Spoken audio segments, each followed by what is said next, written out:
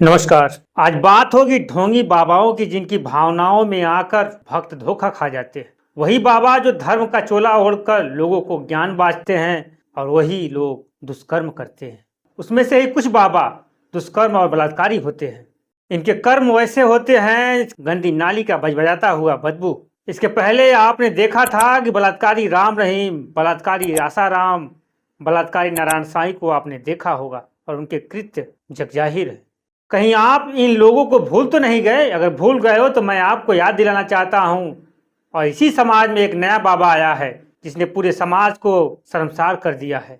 दिल्ली के Sharda institute of Indian research का पूर्व चीफ स्वामी चैतन्यानंद सरस्वती उर्फ पार्थ सारथी, जो संस्थान कर्नाटक श्री गेरी स्थित शंकराचार्य पीठ से जुड़ा, यह रिपोर्ट कहती है इस चैतन्यानंद सरस्वती और पार्थ सारथी ने 17 लड़कियों के साथ यौन शोषण किया।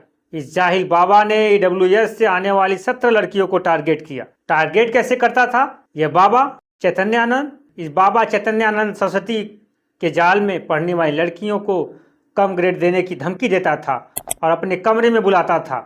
कमरे तक पहुंचाने का काम 3 बार महिला वार्डन करती थी। जिस लड़कियों को बाबा चैतन्य सरस्वती टारगेट करता था वह बाबा के कमरे तक पहुंचाती थी तीनों महिलाएं।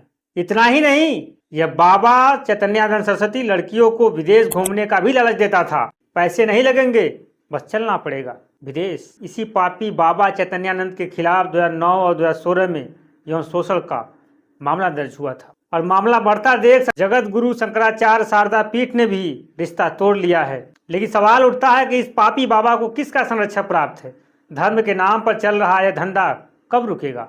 इस पापी चैतन्यानंद को लेकर हिंदुओं के रक्षक बनने वाली तमाम रक्षक दल किस बिल में घुस गए? इसको लेकर भारत बंद नहीं होगा, इसका विरोध नहीं होगा। ये 17 लड़कियां किसी की घर की बेटी नहीं थी, किसी की बहन नहीं थी। मतलब बड़े लोगों की मां को अगर कुछ बोला जाए तो बिहार बंद होगा, भारत में खूब हंगामा होगा, टीवी डिबेट चलेगा। लेकिन 17 लड़कियों को न्याय कौन दिलाएगा?